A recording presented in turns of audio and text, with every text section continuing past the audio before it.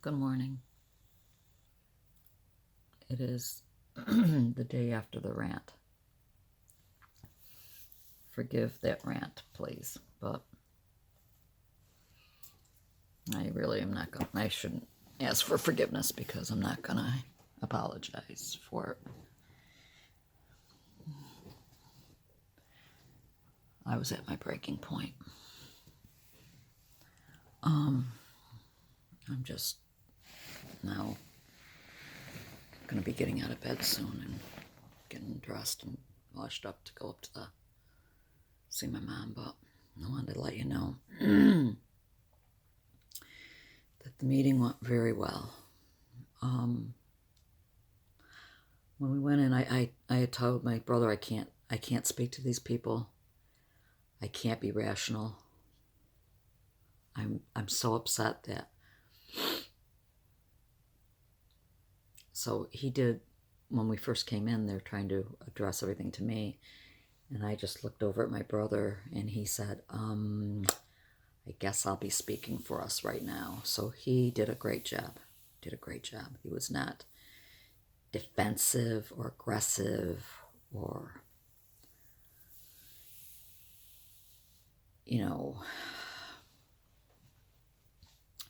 he just stated facts. And very calmly. Meanwhile, I just looked at the floor. And they clearly wanted me engaged in the conversation because I am the power of attorney and I am the sole caregiver, especially since when he'll be leaving. But after he had addressed, and he talked for quite a long time, and I started hearing the feedback from them, which was they never once tried to defend themselves. They never once tried to make excuses. They were just apologetic and we're going to make this better. And when I started hearing that, then I started joining into the conversation and sharing my thoughts. A lot of miscommunication on my part. Instead of going and speaking to the nurse manager whenever anything happened, I would fume. I'd sit in the room and fume instead of being proactive. So they encouraged me again. We can't fix anything if we don't know what's not really happening. And so they promised to deliver the goods. They promised to do the job that I was promised. The care that I was promised would be given. Now, in regards to my mother's fall, she's got quite a bruise on the side of her upper forehead. And I'm pretty certain she probably broke a bone.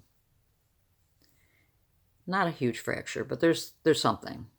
I mean, she had fractured her pelvis a couple years back, and we didn't know for a couple days because she has this indwelling pain pump that was masking the pain. And with her dementia, she just, anyway. But whenever they came in and helped me, or whenever they came in to reposition her, she would yell out in pain. That's new. She never did that before. So any movement, she's in a lot of pain now. With that being said, end of life, you don't do anything. We sign papers that she is to never return to hospital. So she's not a candidate for surgery. She's not a candidate for hospitalization. If indeed we took an x-ray and found, sure enough, there was a fracture, we're not going to put a cast on her. We're not going to do anything. She's end of life. We make her comfortable. We manage the pain. Sounds sad, but that's how it works. I'm sharing this because of any of you who may have never gone through end of life or may go through it. We all will. This is my third round. This is my third round with end of life. Getting pretty knowledgeable. Besides, I dealt with it as a nurse. Getting pretty knowledgeable in the ins and outs of being in charge of somebody at end of life. And I'm in charge.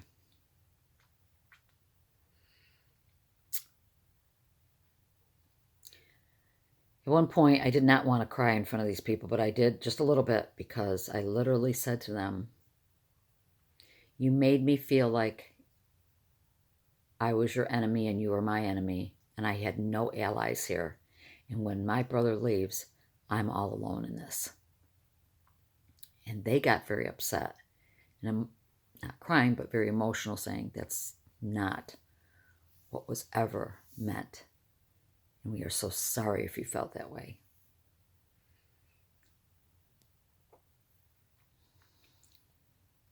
We talked about medications. Didn't want my mother completely snowed. I want her to stop with the constant irritation and the constant help me, help me, help me. Needless to say, she needed a sedative. So we talked about that, increasing that to more often with a couple more PRNs. And I said, I don't want her to have the morphine unless she is in pain. And when she's laying still, she's not in any pain. It's when we move her. And it's just for that moment. That can change. So I had them just give her the Ativan yesterday, and it was exactly what she needed. Because prior to that, it was... My brother videotaped it. I did not. But it was the constant, help me, and it's me. She wants me. They say that first thing in the morning, where's Elaine? Where's Elaine? Where's Elaine? Where's my daughter? Where's my daughter? She asks for me all the time. But they said, you are burnt out. You have to take a day off. And I said, I will once I know that she's okay and I'm not worried. I have to see it with my own eyes. They said, you must take a day off. They asked about my support system once my brother leaves, and I said, I have a husband, I have 3 grown adult children, and I have many friends. I'm going to tell you something. My friends have rallied. Friends that I have not seen in years and years have rallied around me. And there's certain friends that I thought were my friends who have not rallied around me. And that blows my mind. Blows my mind. But I'm not without support. So yes, we talked about my health. They could just see, just take a look at me, that I'm about ready to just flop down. I can't even hold my head up. So the rest of the day went fine. My mother was very calm with this Ativan, sedated enough that she still could open her eyes and respond correctly, whereas the day before when she had the Ativan and the morphine, no, she was practically drooling. She was just non-coherent. With the Ativan, it was much better. You know, right before the Ativan, she was very agitated. Started telling me to move her bed. I was like, move your bed? Yes, move my bed. So I unlocked the bed and I start moving the bed around. I didn't know what to do. They have a policy there, no railings on beds. I know some of you are going to say that's insane. In hospitals, that's not a policy. But in private facilities like that, railings are considered restraints. So there's no railings. So now they have these big, thick pads that go on either side of her bed. And maybe some of you have seen them in hospitals. We've used them in hospitals also. No bed alarms, considered a restraint. No bolster pillows, considered restraint. So all we can help is, manage by putting the pads on either side of the bed. And I don't know how she got out of bed. Again, I don't know how it happened, but that's neither here nor there now. So when we got hit with a huge storm, it was very dangerous. I have to say, I've been driving in this weather since I was 16. And yesterday around 4, I told my brother, we better get on the road because people are texting me saying, get home. It's bad. It took me over an hour to get home. It was bumper to bumper and literally 15 miles an hour on the highway. It was so slippery and the snow was coming down and it was icing. It was so cold that it was just icing up as soon as it touched the ground. But prior to getting on the road, my brother has a prosthetic leg and is not, stable. And so his car is way out in the parking lot where mine is. I have to run out there in the storm, clean off his whole car, get the car started, and drive it up to the walkway to the front door and let him get in. Then, and mind you, it was like 5 degrees, run back out to my car, clean off my car, get my car started, and then drive. By this time, I had left there with a headache started. On the ride home, I was worried. The headache was one of the worst headaches I've ever had in my life. I got home, it was blasting, and it was, migraines are different. This was not migraine. This was a headache, the sickest headache I've ever had. So I took my blood pressure, and guess what? It was 160/90. Yikes. Yep. So I waited. If it did not come down and the headache didn't subside, I would have taken myself to the ER because I could stroke out. Even with 160/90, you could stroke out. But I waited. I calmed down. I laid in bed. It came down to about 150/83. And the headache, and I never took anything, but the headache eventually did go away. This morning, it's still like 140/73. That's fine. But I have to be careful now. Because besides just being sick, in the meeting, when the meeting first started yesterday, I felt so weird. You know, the weird Mel debarkment started, and feeling like somebody was pulling the chair out from underneath me, and I'm trying to just let nobody know that I'm getting all these weird symptoms. Just kept getting tinnitus. I was like, so loud you can't hear. It would go really, really loud. Excuse me. Take a couple seconds for it to settle down. My eyes were blurring in and out. Might have been my blood pressure. I don't know. I mean, you saw how riled up I was yesterday. So this morning, right before I woke up, I was having a nightmare that I couldn't breathe. And I woke up feeling like I couldn't breathe. Love that. And I just feel like the LDN has really given me that. Well, first the Lord, and the LDN has given me the ability to go on for 2 months straight. When we were talking in the meeting, and they said, when was your mother supposed to get her pain pump? Because we're not going to do it, but when was she scheduled to have her pain pump refilled again? And in my mind, it's months away. Literally, I'm thinking we have like 3 months. But because I've been doing this since January, it had been months. But I said, well, it's not till March. And they said, you realize March is in 2 days.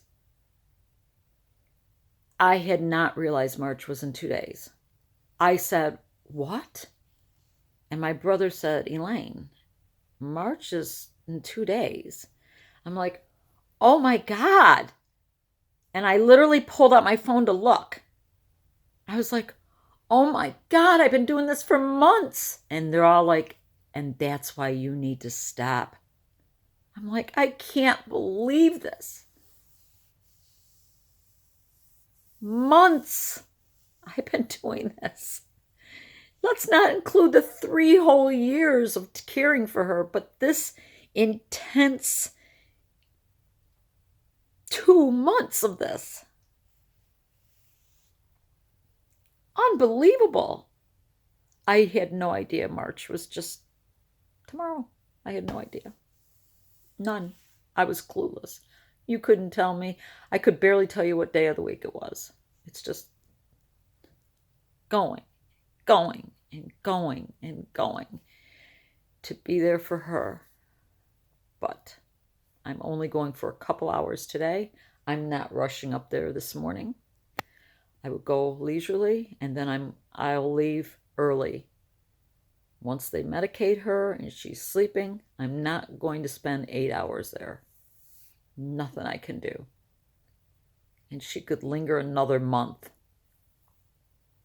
or longer. I don't know. It doesn't make sense to me. It doesn't make any sense to me how she's holding on. But she's holding on.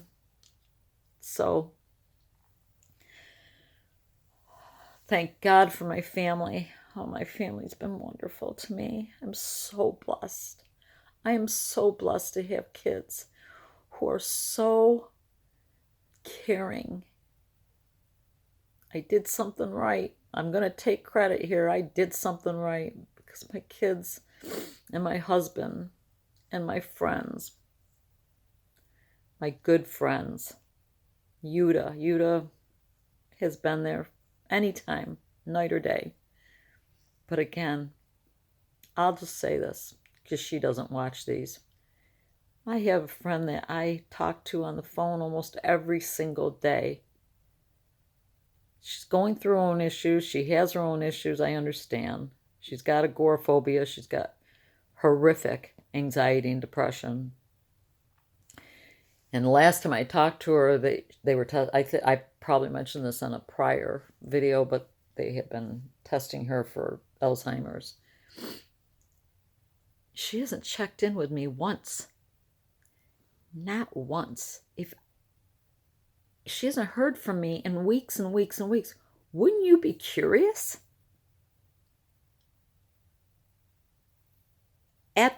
When she was in the ICU, she mistakenly called me, and I had not heard from her prior to that. And I answered the phone going, well, I was wondering when you're going to get around to checking up on me because you don't even know what's going on. And she's like, oh, I'm sorry, I hit your number by mistake. And I was like, oh, so you don't know? You haven't been on Facebook? No, she can't even remember how to get on Facebook. But I said, my mom's in ICU. She's dying. Oh, I'm so sorry. Blah, blah, blah, blah, blah. Haven't heard from her since. It's been 3 weeks. Not one phone call. Not even a text. So this sounds so rude. So just take it from where it's coming from. It's coming from a crazy person. She better be really sick. And I mean severely sick.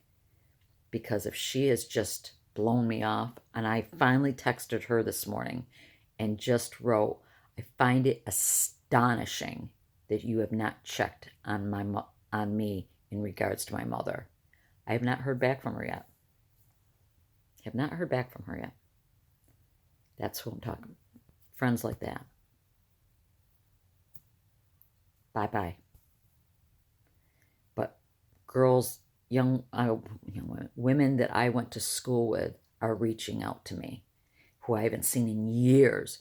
Do you want me to come sit with you? What can I do? Can I bring you anything? Haven't seen them in years. They're reaching out to me.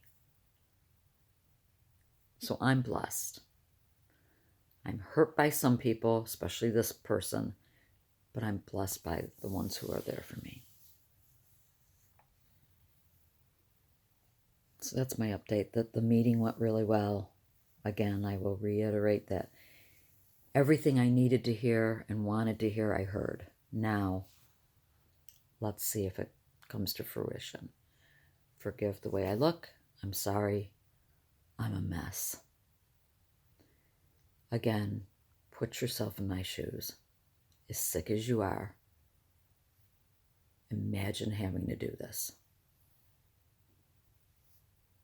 Because you have to. You do not have a choice. It's as if I give the analogy of this. We're sick. We're really sick. Can barely get out of our houses. Can't drive, can't do this, can't do any of these things, right? Except your house catches on fire. Guess what? You're going to get out of the house. Guess what? You're going to have to go be somewhere else. You're going to have to take care. You would have to take care of things. That's the analogy I look at. I don't have a choice. I don't want. Nobody would want to do this. Don't have a choice. As sick as I am, I continue to just go and do what I have to do. And it's up to God. He can take me. So guys, that's the update. My mom is dying. But she's not dying as fast as we thought. I don't know how she's doing it.